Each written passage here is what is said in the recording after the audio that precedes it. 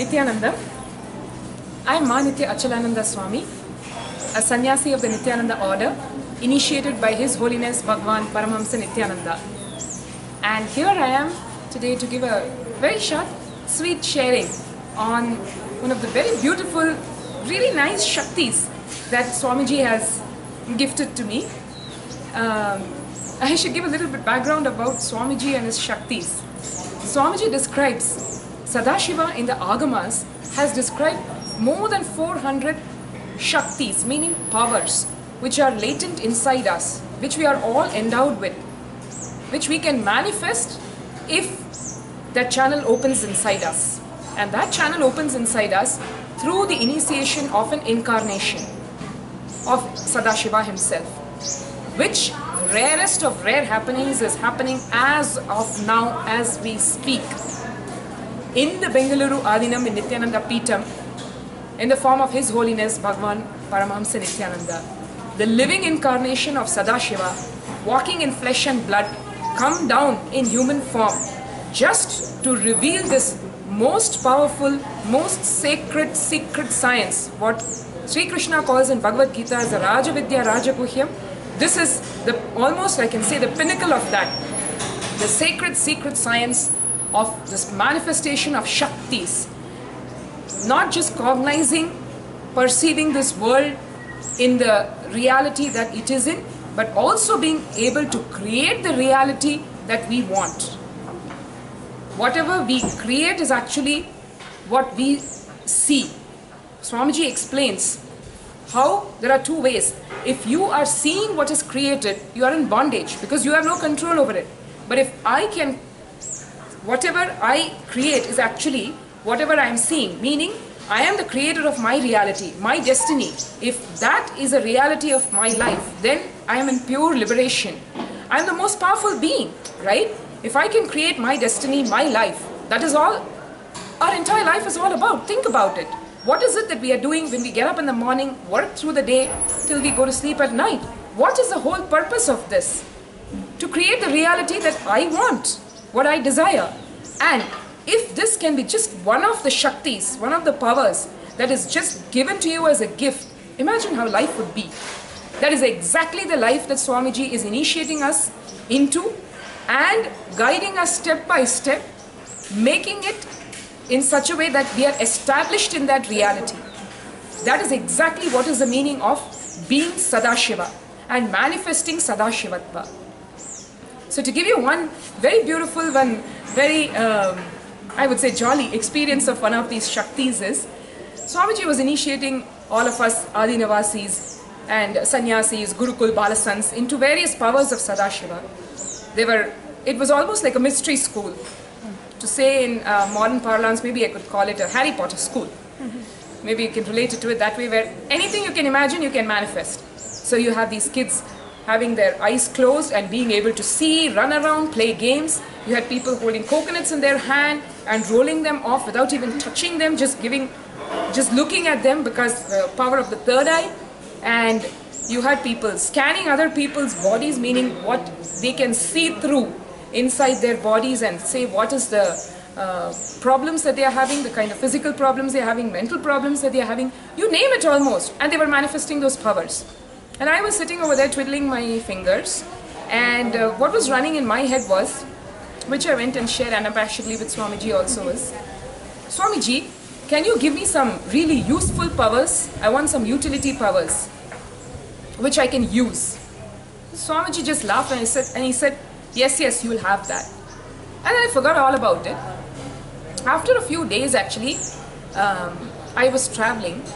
My kind of work in the Adinam is a lot dependent on my phone, where I have to be in touch with people and I need to be accessible on the phone basically. So I was traveling the other day, I hadn't charged my phone enough and it was almost about to die. And I had this very important call that I was awaiting, and in front of my eyes I could see the charge is depleting, and before I know, I don't even have enough charge to make the phone call to that person to say that my phone battery won't last long enough, and it died. It was a very concerning point of time for me because a very important meeting and many things were dependent on that.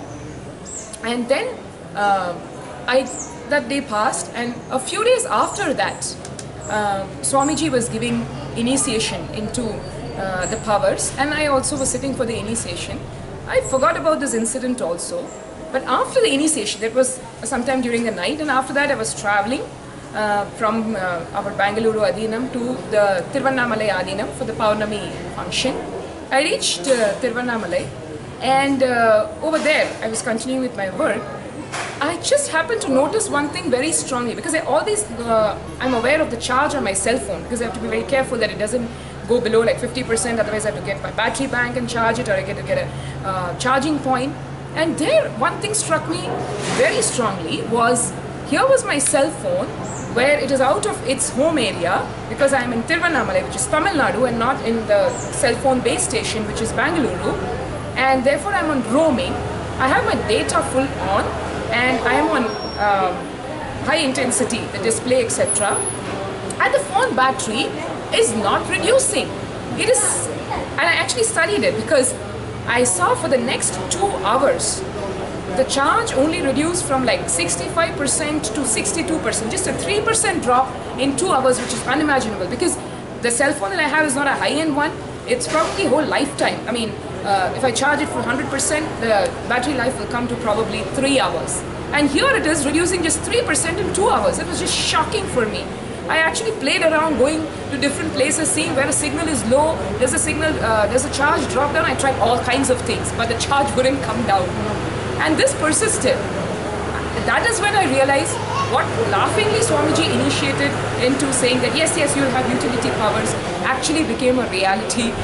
And this is such a useful power for me, because after that, since that day, which happened a couple of months probably back, since then I've never had my cell phone dying on me, till as late as just 2 days back, when I was stuck with something like this, where the charge was almost like at 2%, but it didn't go down to 0, it didn't die. And I'm so grateful, so thankful to Swamiji for giving this really beautiful and amusing power, I would say, like this. So it's not just a pigeonhole of some powers that Swamiji initiates into, which you can say, okay, whether this is useful or whether this is not. Will I get this power? Will I not? You can transcend all this. Literally, Swamiji is Sadashiva in form, in flesh and blood. I can say that just the tagline would be, he can give you anything. Whatever you want, he can make it into a reality in your life. What do you need to do for that? Be in shakti pata with him. Means be in the connection, feeling connection with him. How is that possible? That is a science. Fortunately for us, it is not some magic, some mystery, which is available only to a sacred few people. It is open to one and all. Swamiji has revealed this science in this beautiful 21-day program called Inner Awakening, which Swamiji personally conducts, and he takes you all the way from solving the smallest problem in your life, handling your emotions, creating whatever little realities you want to manifest, to manifesting shaktis of the highest order, the shaktis which Sadashiva has revealed in the Agamas, and making into reality what exactly you cognize. First of all, changing your cognitions to tune with the reality of life, instead of being in some fantasy world. Being in tune with reality and manifesting whatever you want. All this is possible, not only possible, with the least possible effort. I can just openly say it is almost zero effort from your side, because really, when the umbilical cord connection happens with Swamiji, that the whole Sadashivatva just gets transmitted from him straight to you. You just be there available without sleeping. That's all is needed. Coming to sleep without sleeping, I also wanted to share about with the same initiation that happened, which would have lasted physically for just 10 minutes. So time-wise, it is not like we went through a whole day process or anything. He just called us, hey guys, sit down, and just sat there for 10 minutes. And this initiation, like I said, into holding the charge in a silicon element. Basically, a cell phone is an electronic instrument, is based on silicon. It's made out of silicon. So being able to retain electronic charge on silicon too, this other useful, very useful power of going beyond sleep, was the other initiation that clicked in me. And the same thing happened when I went to Tiruvannamalai. I realized the whole night we were up doing annadan, serving food to the millions who were walking by, actually, and doing the Giri Pradakshina, the circumambulation of the sacred Arunachala hill. And the next morning I'm seeing that I'm feeling so energetic, I'm not at all sleepy, which is not something which would very naturally happen to me before. Because it is not like an addiction to sleep, or I need to sleep for 12 hours or anything, but the cognition that I need to sleep for this 5-6 hours used to influence my daily life in a very major way.